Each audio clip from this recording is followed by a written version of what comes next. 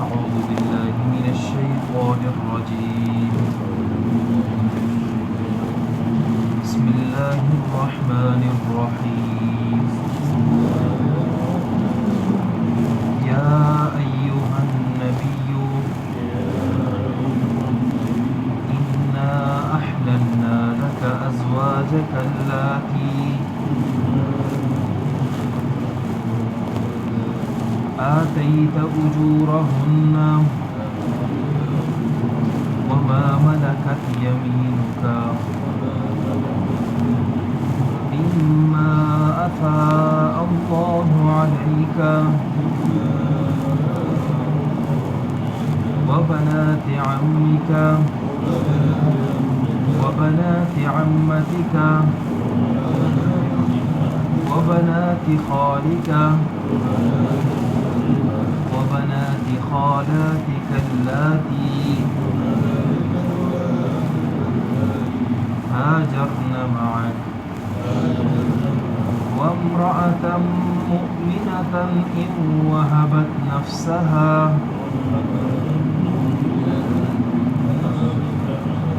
للنبي إن أراد النبي أن يستنكحها خالصة لك من دون المؤمنين قد علمنا ما فرضنا عليهم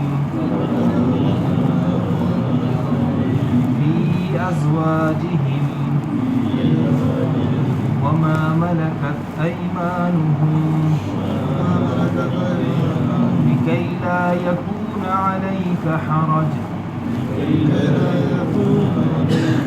وكان الله غفورا رحيما.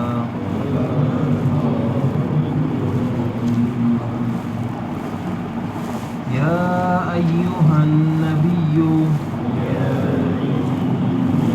اے نبی إنا أحللنا لك أزواجك اللاتي یقیناً ہم نے آپ کے لیے حلال کیا ہے آپ کی ان ازواج کو آتیت اجورہن جن کا آپ نے مہر دے دیا ہے وما ملکت یمینک اور وہ عورتیں بھی جو تمہاری باندیاں ہیں مما افاء اللہ علیک اس میں سے جو آپ کو اللہ نے مال غنیمت دیا وبنات عمک اور آپ کے چچا کی بیٹیاں وبنات عماتک اور آپ کی پھوپھیوں کی بیٹیاں وبنات خالک اور آپ کی ماموں کی بیٹیاں وبنات خالاتک اور آپ کی خالوں کی بیٹیاں اللاتی ہاجرن معک جنہوں نے آپ کے ساتھ ہجرت کی وامرأة مؤمنة إن وهبت نفسها وہ مومنہ عورت إن وهبت نفسها جو اپنے آپ کو ہبہ کر دے للنبی نبی کے لیے ان اراد النبی ان یستنکحها اگر نبی ارادہ فرمائے ان یستنکحها کہ وہ ان سے نکاح کریں خالصة لك من دون المؤمنین خالص آپ کے لیے ہے چھوڑ کر قد علمنا ما فرضنا یقیناً ہم جانتے ہیں جو ہم نے ان مسلمانوں پر فرض کیا ہے فی ازواجہم ان کی بیویوں کے بارے میں وما ملکت ایمانہم اور ان کی باندیوں کے بارے میں لکی لا یکون علیک حرج تاکہ اے نبی آپ پر کوئی تنگی نہ ہو وَكَانَ اللَّهُ غَفُورًا رَحِيمًا ہے اللہ بخشنے والا رحم کرنے والا یا ایھا النبی انا احللنا لک ازواجک اللاتی آتیت اجورہن وما ملکت یمینک ما قبل اللہ رب العزت نے فرمایا کہ اے نبی ہم نے آپ کو گواہ مبشر نذیر بنایا اللہ کی طرف بلانے والا اور چراغ روشنی دینے والا بنایا مومنوں کو آپ خوشخبری دیں کہ ان کے لیے بڑا اجر اللہ رب العزت نے تیار کیا ہے اور کافروں اور منافقوں کا کہنا نہ مانیں اور ان کی تکلیفوں پر صبر کریں ان کی تکلیفوں کو چھوڑیں اور اللہ پر توکل فرمائیں اور اللہ کافی ہے کارساز اے ایمان والو جب تم مومنہ عورتوں سے نکاح کرو پھر انہیں طلاق اگر دے دو من قبل اس سے پہلے کہ تم نے انہیں چھوا ہو فما لکم علیہن من عدت تعتدونها پس کوئی عدت تمہارے لیے ان پر کوئی لازم نہیں ہے پس انہیں تحفہ دے دو اور انہیں اچھی طریقے سے چھوڑ دو یا ایھا النبی اے نبی صلی اللہ علیہ وسلم انا احللنا لک ازواجک اللاتی یقیناً ہم نے آپ کے لیے آپ کی بیویاں حلال قرار دی ہیں اللاتی ہاجرنا معک وہ جن کا آپ نے مہر دے دیا ہے اس آیت میں 3 احکامات بیان ہوئے ہیں ایک اللہ کے نبی صلی اللہ یعنی ان تینوں میں سے سارے تقریباً اللہ کے نبی صلی اللہ علیہ وسلم کے ساتھ تخصیصات میں سے ہیں اگرچہ یعنی بعض حکم آپ صلی اللہ علیہ وسلم کے علاوہ کے لیے بھی ہے فرمایا انا احللنا لک ازواجک اللاتی اے نبی ہم نے آپ کی بیویاں آپ کے لیے حلال ٹھہرا دی ہیں جن کا آپ نے مہر دے دیا ہے اور وہ عورتیں بھی جو آپ کے جن کے آپ مالک ہیں یعنی باندیاں وغیرہ مما افاء اللہ علیہ اس میں سے جو اللہ نے آپ کو مال فے دیا مال غنیمت دیا آپ کو و بنات عمک اور آپ کی چچا کی بیٹیاں آپ کی پھوپھی کی بیٹیاں آپ کی ماموں کی بیٹیاں اور آپ کی خالاؤں کی بیٹیاں اللاتی ہاجرنا معک وہ جنہوں نے آپ کے ساتھ ہجرت کی پہلا حکم یہ بیان ہوا کہ اے نبی آپ صلی اللہ علیہ وسلم پر یعنی وہ عورتیں حلال ہیں جنہوں نے آپ صلی اللہ علیہ وسلم کے ساتھ ہجرت کی یعنی وہ عورتیں مسلمانوں کے لیے تو عام حکم ہے کہ وہ اپنی رشتہ داروں کے ساتھ بھی نکاح کر سکتا ہے اسی طرح کفار میں یہود و نصارہ اہل کتاب میں ہیں تو ان کے ساتھ نکاح ان کے لیے جائز ہے جس طرح 5ویں پارے میں اللہ رب العزت نے فرمایا تو صرف ان کے لیے یہ تخصیص ہے کہ اللہ کے نبی صلی اللہ علیہ وسلم کو حکم تھا کہ یہود و نصارہ کے ساتھ نکاح آپ کے لیے جائز نہیں ہے بلکہ آپ کے لیے نکاح صرف ان عورتوں کے ساتھ جائز ہے جنہوں نے آپ صلی اللہ علیہ وسلم کے ساتھ ہجرت کی ہے یعنی مکہ سے مدینہ ہجرت کی ہے صرف ان عورتوں سے یعنی نکاح جائز ہے وامرأۃ مؤمنۃ اور وہ عورت مومنہ عورت ان وہبت نفسہا للنبی جو اپنے آپ کو نبی صلی اللہ علیہ وسلم کے لیے ہبہ کر دے ہبہ اس طور پر کہ وہ کہے اللہ کے نبی میں آپ کو اپنی جان ہبہ کرتا ہوں بغیر کسی عوض کے یعنی مہر میں یہ اپنے آپ کو آپ کے لیے دینا یہ مہر قرار دیتا ہوں اور اس کے علاوہ کوئی مہر نہیں قرار دیتا ہوں ان اراد النبی پھر اگر نبی کا ارادہ ہو کہ اس سے نکاح کر لے تو یہ اس کے لیے جائز ہے یعنی کوئی عورت اس طرح کر لے تو نبی صلی اللہ علیہ وسلم بغیر مہر ادا کیے اس سے نکاح کر سکتے ہیں یہ صرف نبی علیہ الصلوۃ والسلام کو اجازت دی فرمایا خالصۃ اللہ کہ یہ خالص آپ ہی کے لیے ہے مومنوں کو چھوڑ کر لیکن باوجود اس کے کہ حکم آپ صلی اللہ علیہ وسلم کو ملا ہے لیکن آپ صلی اللہ علیہ وسلم نے اس حکم سے فائدہ حاصل نہیں کیا بلکہ جب بھی نکاح کیا تو پورا مہر دیا نبی علیہ الصلوۃ والسلام کی 9 ازواج مطہرات اور 2 جو ہے وہ باندیاں تھیں آپ صلی اللہ علیہ وسلم کی اور بعض روایات میں آتا ہے 11 آپ صلی اللہ علیہ وسلم کی شادیاں اور 2 جو ہے وہ آپ صلی اللہ علیہ وسلم کی باندیاں تھی، لیکن مخصوص قول پہلے والا ہے، جن میں حضرت عائشہ صدیقہ رضی اللہ عنہ، اسی طرح حضرت حفصہ بنت عمر فاروق رضی اللہ عنہ، اسی طرح حضرت زینب بنت جحش، اور اسی طرح دوسری ایک زینب، اور اسی طرح حضرت صفیہ بنت حی جو خیبر کے موقع پر آپ صلی اللہ علیہ وسلم نے ایک یہود کی ایک سردار کی بیٹی تھی، اور پھر آپ صلی اللہ علیہ وسلم نے ایک صحابی کو دی۔ آپ صلی اللہ علیہ وسلم نے صحابی کو دینے کے بعد بخاری میں اور دیگر کتابوں میں ذکر آتا ہے کہ یعنی آپ صلی اللہ علیہ وسلم سے صحابہ نے ذکر کیا کہ یہ جو ہے سردار کی بیٹی ہے اور اسے آپ نے فلاں آدمی کو دے دیا ہے، تو آپ صلی اللہ علیہ وسلم نے اس آدمی سے اس چیز کو واپس کیا، اور خود پھر آپ صلی اللہ علیہ وسلم نے حضرت صفیہ بنت حیی سے نکاح فرمایا، اور نکاح راستے میں ہوا، اور نکاح راستے میں ہو کر آپ صلی اللہ علیہ وسلم مدینہ آئے، اور مدینہ میں آپ صلی اللہ علیہ وسلم نے ولیمہ کی دعوت فرمائی۔ تو یہ آپ صلی اللہ علیہ وسلم کی تخصیصات تھیں کہ آپ ان تخصیصات پر عمل کر سکتے ہیں۔ قد علمنا ما فرضنا علیہم،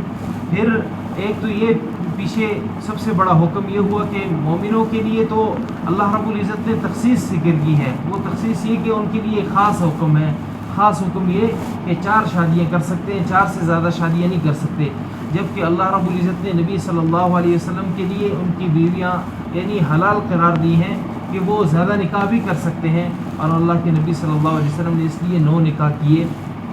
قد علمنا ما فرضنا، اللہ فرماتے ہیں یقیناً ہم جانتے ہیں جو ہم نے فرض کیا ہے ان پر، فی ازواجہم، ان کی بیویوں کے بارے میں، یعنی مومنوں کی بیویوں کے بارے میں جو ہم نے فرض کیا ہم خوب جانتے ہیں، اور اس کا سورہ نساء میں اللہ رب العزت نے 34 آیت میں اللہ رب العزت نے فرمایا کہ 4 عورتوں تک اجازت ہے، 4 عورتوں تک کے بعد جو ہے وہ اجازت نہیں ہے۔ حدیث میں بھی آپ صلی اللہ علیہ وسلم کی بات تخصیصات ہیں کہ اگر کسی شخص کی جاہلیت میں زیادہ نکاح ہو، آپ صلی اللہ علیہ وسلم نے ان کے باقی نکاح کو منسوخ قرار دیا ہے اور 4 نکاحوں کی اجازت دی ہے۔ اس طرح ایک سردار آئے اور ان کی 10 شادیاں تھیں، آپ صلی اللہ علیہ وسلم نے فرمایا آپ کو اختیار ہے کہ آپ ان میں سے 4 کو چن لیں اور باقی آپ چھوڑ دیں، تو اسی طرح ہوا کہ انہوں نے پھر 4 کو اختیار فرمایا، اور صحابہ کرام کے اس پر اجماع رہا ہے کہ 4 سے زیادہ شادیاں کرنا کسی لحاظ سے جائز نہیں ہے، اور اللہ کے نبی صلی اللہ علیہ وسلم کے لیے عام حکم تھا، لیکن اگلی آیت کے بعد یعنی آیت نمبر 52 میں اللہ رب العزت نے پھر آپ صلی اللہ علیہ وسلم کے لیے بھی اس اجازت کو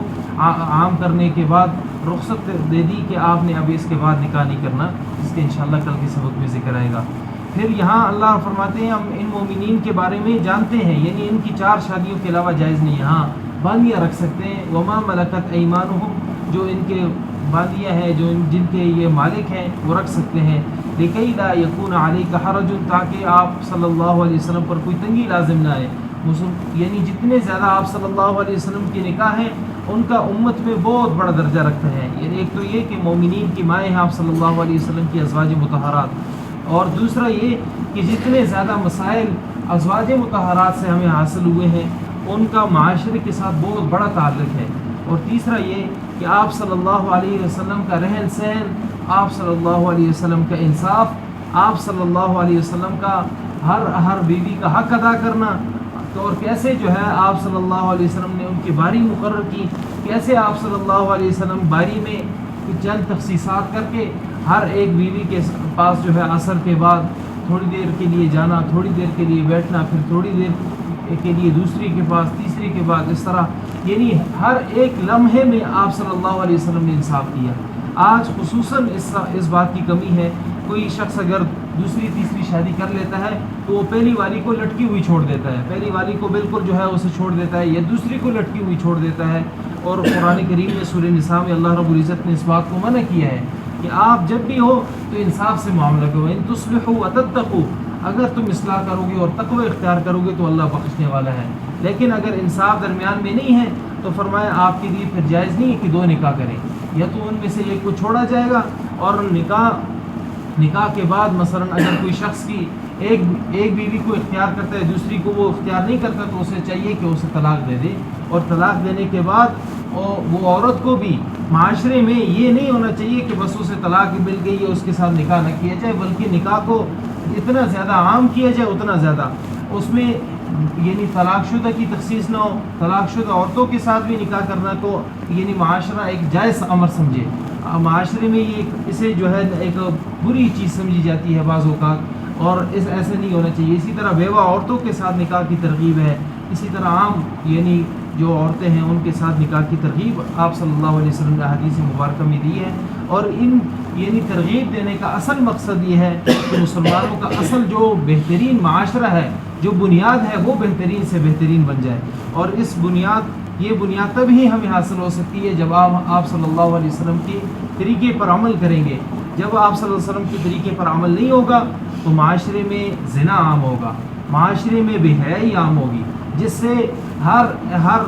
شخص کو جو ہے اس میں یعنی گناہ ہوگا. اور گناہ کی تخصیصات ہر ایک کی زیادہ ہیں مردوں کے لیے. مردوں میں خصوصاً نوجوان نسل جس طرح آج ہماری بالکل جو ہے اسلام کے ایک طرف سے ہٹ کر چل رہی ہے، اس کی مین بنیادی وجہ یہ ہے کہ ہم میں سے اکثر نے دین اسلام کی وہ حقانیت، دین اسلام کے ان معاملات کو ہم نے نہیں سیکھا جو ہمیں سیکھنا چاہیے تھا. تو اپنی یعنی اولاد پر، اپنے اولاد کا یعنی والدین پر بھی حق ہے، والدین کا اولاد پر بھی حق ہے. والدین کا حق اولاد پر یہ ہے کہ وہ ان کی صحیح معنوں میں ایسی تربیت کریں کہ جیسے وہ بڑے ہوں تو وہ یعنی ذمہ داری اٹھانے کے لیے قدم بڑھائیں، اور ذمہ داری جیسے انہیں معلوم ہو جائے کہ یہ ذمہ داری تھوڑی بہت اٹھا رہا ہے فوراً اس کے نکاح کے لیے کوشش کرنا. اور اگر آپ کے ہاں گنجائش ہو تو آپ جو ہے اپنے خرچے سے ان کا نکاح کرنا بھی آپ کے لیے بہتر ہے. ورنہ یہ ہے کہ وہ ہلکا پھلکا اگر بھی ذرا سا بھی اگر وہ ان کا دھیان ہو، عقل سلیم وہ استعمال کرتے ہیں اور ذرا سی وہ کوشش کر رہے ہیں تو والدین پر لازم ہے کہ وہ کیا کریں کہ ان کے نکاح کا بندوبست کریں. اور نکاح کا جب بندوبست کریں گے تو اس طرح ان کے نصف ایمان کی حفاظت ہو جائے گی. حدیث میں آتا ہے نکاح نصف ایمان ہے. نصف ایمان آج اکثر نوجوانوں کا ضائع ہے، تو یہ اس میں بہت بڑی کوتاہی ہے. اور پھر وہ غلط طریقوں سے اپنی جوانی کو ضائع کرتے ہیں. تو اس میں والدین کو قصوروار ٹھہرایا ہے اور ٹھہرایا جائے گا. اور جو وہ گناہ کر رہے ہیں ان میں والدین بھی ایک حصہ لے رہے ہیں اس میں سے. تو کوشش کی جائے اپنی اولاد کی خصوصاً اچھی تربیت کی، اور پھر ان کے لیے اچھے معاشرے میں اچھے طریقے سے انہیں پروان چڑھانے کی. اللہ ہمیں عمل کی توفیق نصیب فرمائے. یا ایھا النبی انا احللنا لک ازواجک اللاتی، اے نبی ہم نے آپ کے لیے آپ کے ازواج مطہرات حلال ٹھہرا دی ہیں جن کا آپ نے مہر دے دیا ہے. وما ملکت یمینک، اور وہ جن کے آپ دائیں ہاتھ کے مالک ہیں. مما افاء اللہ علیک، اس میں سے جو اللہ نے آپ کو مال غنیمت میں سے دیا. وبنات عمک، اپنی چچا کی بیٹیاں. وبنات عماتک، اور اپنی پھوپھی کی بیٹیاں. وبنات خالک، اور اپنے ماموں کی بیٹیاں. وبنات خالاتک، اور اپنی خالوں کی بیٹیاں. اللاتی ہاجرن معک، وہ جنہوں نے آپ کے ساتھ ہجرت کی. وامرأۃ مؤمنۃ، اور وہ عورت مومنہ عورت. ان وہبت نفسہا للنبی، اگر وہ ہبہ کر لے اپنے آپ کو نبی صلی اللہ علیہ وسلم کے لیے. ان اراد النبی، اور پھر نبی ارادہ فرمائے کہ اس سے نکاح کر لیں. خالصۃ لک، یہ نبی آپ صلی اللہ علیہ وسلم کے لیے خاص ہے. من دون المؤمنین، مومنوں کو چھوڑ کر. قد علمنا ما فرضنا علیہم، یقیناً ہم نے جانا ہے جو ہم نے ان پر فرض قرار دیا ہے ان کی بیویوں کے بارے میں. وما ملکت ایمانہم، اور ان میں سے جو ان کے دائیں ہاتھ کے مالک ہیں. لکی لا یکون علیک حرج، تاکہ آپ صلی اللہ علیہ وسلم پر کسی قسم کی تنگی نہ ہو. وکان اللہ غفورا رحیما، اللہ بخشنے والا رحم کرنے والا. یہ مردوں کی وجہ سے عدت ہے نا، مردوں کی وجہ سے عدت ہے. اس لیے یہاں پر یعنی پچھلی آیت میں ذکر کیا تھا کہ تمہارے لیے ان عورتوں کو، یعنی مردوں کی وجہ سے عورتوں